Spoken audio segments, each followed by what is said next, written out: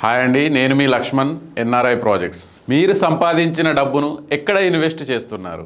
విలువ తగ్గే అసెట్స్లోనా లేక విలువ పెరిగే భూమిలోనా?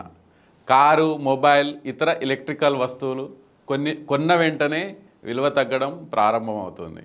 కానీ భూమి మాత్రం పరిమితమైన ఆస్తి.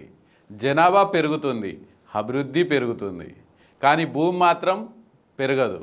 అందుకే మంచి లొకేషన్లో ఉన్న భూమికి డిమాండ్ ఎప్పుడూ ఎక్కువ ఉంటుంది.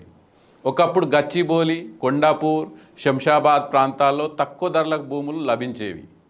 అప్పట్లో ఇన్వెస్ట్ చేసిన వారు ఈ రోజుల్లో భారీ లాభాలను పొందుతున్నారు.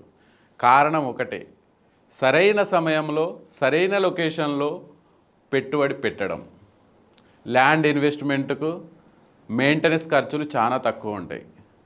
భవిష్యత్తులో ఇల్లు కట్టుకోవచ్చు, అమ్ముకోవచ్చు, లేదా పిల్లలకు ఆస్తిగా ఇవ్వవచ్చు.